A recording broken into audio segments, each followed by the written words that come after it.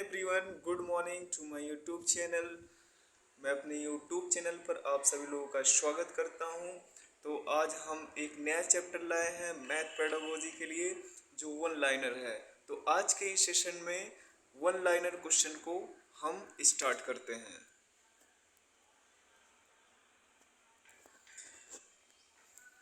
तो यहाँ से हमने कुछ इम्पोर्टेंट क्वेश्चन उठाए हैं जो सीटेट मैथ पेडागोजी में पूछे गए हैं। तो एक एक पॉइंट को डिस्कस करते हैं। पहला पॉइंट है, प्राथमिक स्तर पर गणितीय अवधारणाएं सरल से कठिन इजी टू डिफिकल्ट की ओर होती हैं। यानी जो मैथमेटिकल कॉन्सेप्ट्स हैं वे इजी टू डिफिकल्ट की तरफ जाती है, यानी कंक्रीट टू अब्स्ट्रैक्ट की तरफ जाती है, या फिर स्पेसिफिक टू जनरल की तरफ जाती है। पहला पॉइंट हो गया। सेकंड पॉइंट है पूर्व संख्या अवधारणाएं, प्री नंबर कॉन्सेप्ट्स। अब प्री नंबर कॉन्सेप्ट्स क्या है? यानी बच्चे को जब स्कूल जाने से पहले या फिर जब शुरू में वह स्कूल जाता है तो उसको नंबर सिखाने से पहले कुछ चीज़ें सिखाई जाती हैं, जिसे प्री नंबर कॉन्सेप्ट्स कहा जाता है। और एक क्वेश्चन सीटेट में पूछा भी गया है, पूर्व विद्यालय स्तर पर विकसित किया जाता है और ये 7 वर्ष से पहले विकसित किया जाता है। इसमें होता क्या है, ये 7 साल से पहले विकसित कर दिया जाता है। यहाँ पर मैंने छोटा सा एक नोट्स बनाया है, प्री नंबर कॉन्सेप्ट्स होते क्या हैं। तो इसमें बच्चे को पैटर्न्स बनाना सिखाया जाता है कि अलग अलग चित्र हो गए, अलग अलग कार्डबोर्ड हो गए, तो उसका किस तरह पैटर्न बनेगा। फिर सेकंड नंबर है क्लासीफाइंग। अब क्लासीफाई करना सिखाया जाता है, ऑब्जेक्ट्स हो सकता है या फिर अलग अलग तरह के वस्तुएं हो सकते हैं, तो उसको क्लासीफाई करना। या फिर कह सकते हैं 4 वस्तुएं दे दिया, 4 वस्तुओं को उनके लंबाई के आधार पर, कलर के आधार पर उसको वर्गीकृत करना। फिर थर्ड पॉइंट है 1 to 1 कॉरेस्पॉन्डेंस। ये क्या चीज़ है?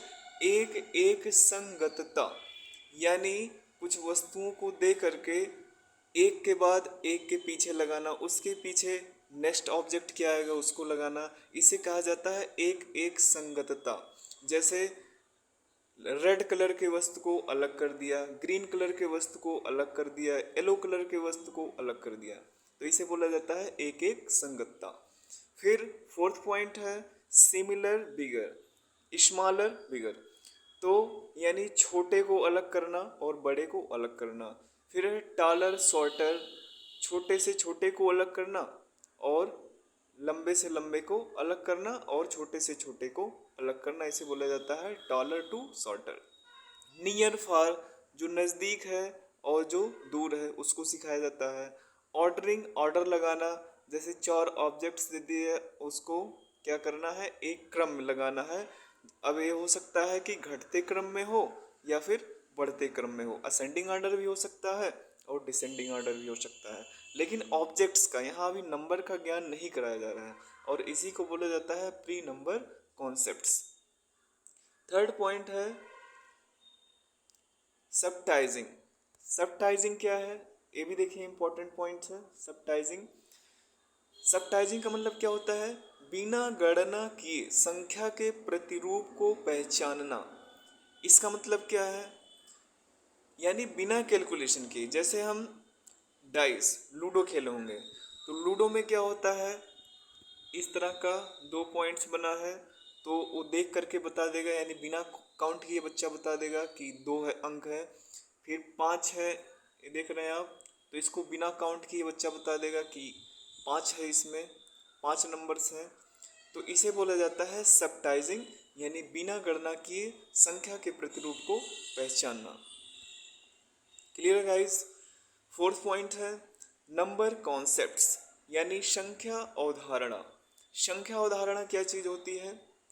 जब प्री नंबर कॉन्सेप्ट्स क्लियर हो जाता है तब उसको नंबर के कॉन्सेप्ट के बारे में सिखाया जाता है। तो इसमें क्या क्या चीज़ें आती हैं? अब जैसे एग्जाम में 4 ऑप्शन दे सकता है, तो उसमें पूछ लेगा कि इसमें कौन सा ऑप्शन नंबर कॉन्सेप्ट्स में नहीं आता है, तो जो नहीं आता है वही हमारा ऑप्शन क्या हो जाएगा, सही हो जाएगा। तो इसमें पहला नंबर है कैलकुलेशंस, गणना करना। नंबर 2 पॉइंट पे है संख्यांक को पहचानना और उपयोग करना। संख्यांक का मतलब नंबर्स, जैसे 1 2 3 4 5 6 7 8, इसको क्या पहचानना, रिकॉग्नाइज करना सिखाया जाता है। फिर इसका यूज कहाँ कहाँ होता है, यूज करना सिखाया जाता है। और थर्ड पॉइंट है संख्याओं की तुलना करना, नंबर्स का कंपैरिजन, कि कौन नंबर किससे बड़ा है किससे छोटा है, इसकी तुलना करना सिखाया जाता है। और फोर्थ पॉइंट है संख्याओं की संक्रिया करना, यानी ऑपरेशंस। ऑपरेशंस मैथमेटिक्स में बेसिक 4 फंडामेंटल ऑपरेशंस है, एडिशन, सब्ट्रैक्शन, मल्टीप्लिकेशन और डिवीजन, तो इसको सिखाया जाता है। अब फिफ्थ पॉइंट पे क्या है, फिफ्थ पॉइंट पे गाइस जोड़ तथा इसके विपरीत घटाना को बच्चे प्रारंभिक वर्षों में ही सीख जाते हैं, परंतु संरचना व संक्रियाओं की सही समझ 9 से 11 वर्ष की आयु तक होती है। अब यहाँ एज को ध्यान से देखिएगा, जीन पियाजे का जो कॉन्सेप्ट है 9 से 11 वर्ष की आयु किस स्टेज में आती है, ये आती है कॉन्क्रीट स्टेज। तो कॉन्क्रीट स्टेज में ही उसको गणितीय संक्रियाओं को सिखाया जाता है। जैसे क्लास 1 2 में तो जोड़ घटाव सीख जाता है 1 2 3 में, लेकिन 9 से 11 वर्ष की आयु में जो सही समझ होती है संक्रियाओं की, गणितीय संक्रियाओं की, यानी जोड़ घटाव गुणा भाग, उसकी सही समझ होती है कंक्रीट स्टेज में, यानी लेटर चाइल्डहुड, 9 से 11 वर्ष की आयु में। ठीक है guys, I hope concept clear होगा। फिर 6 पॉइंट है गणितीय पेपर पर संख्याओं के योग पर कम बल देता है तथा मानसिक चित्रण के विकास पर अधिक बल दिया जाता है। ये भी इंपॉर्टेंट पॉइंट है। गणितीय पेपर पर संख्याओं के योग पर कम बल देता है, यानी ऐसा नहीं है कि गणित का मतलब केवल पेपर पे ही वो समझ गया, उसका इमेज बनाना मस्तिष्क में, मानसिक चित्रण यानी मैपिंग इमेजिनेशन, उसको संख्याओं का मस्तिष्क में किस तरह उसका चित्रण बन रहा है, फिर उसके आधार पर किस तरह वो कैलकुलेशन कर रहा है, एडिशन कर रहा है, सब्ट्रैक्शन कर रहा है, इसे ही बोला जाता है मानसिक चित्रण, यानी मेंटल मैपिंग, मानसिक चित्रण के नाम से जाना जाता है। और मैथ का यही उद्देश्य होता है कि बच्चा ज़्यादा से ज़्यादा अपने मस्तिष्क में ही कैलकुलेशन कर सके। ज़रूरी नहीं कि बार बार पेन पेपर के सहारे, केवल उसको पेन पेपर के द्वारा ही सॉल्व किया जाए। फिर है कौशल। अब गणित में कौशल कौन कौन से होते हैं ये जानना जरूरी है। गणितीय कौशल: तुलना करना, वर्गीकरण, गिनना, संक्रियाएं प्राप्त करना, मूर्त वस्तुओं के व्यवस्थीकरण के बिना संभव नहीं है। अब देखिए नीचे मेन पॉइंट लिखा है, मूर्त वस्तुओं के व्यवस्थीकरण के बिना संभव नहीं है, यानी पहले उस मूर्त वस्तुओं के द्वारा ही इसका अस्थायित्वकरण किया जाता है मस्तिष्क में, नहीं तो मूर्त वस्तुओं के बिना अस्थायित्वकरण नहीं किया जा सकता है। अब गणित में कौशल कौन कौन से है ये तो जानना जरूरी है। तुलना करना हो गया, वर्गीकरण करना हो गया, गिनना हो गया, संक्रिया हो गया। तो ये गणित में 4 संक्रियाएं होती है जो घुमा फिरा के क्वेश्चन पूछा गया है, तो इसको ध्यान रखिएगा।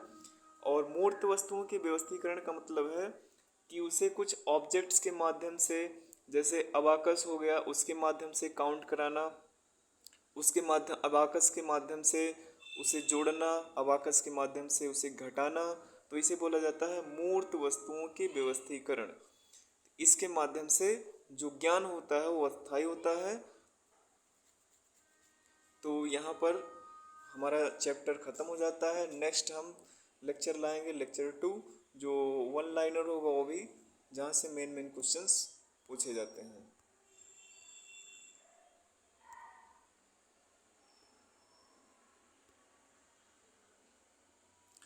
तो गाइस मिलते हैं नेक्स्ट वीडियो पर। अगर वीडियो आपको अच्छा लगा है तो लाइक, शेयर, सब्सक्राइब और कमेंट करना ना भूलें, और इस चैनल को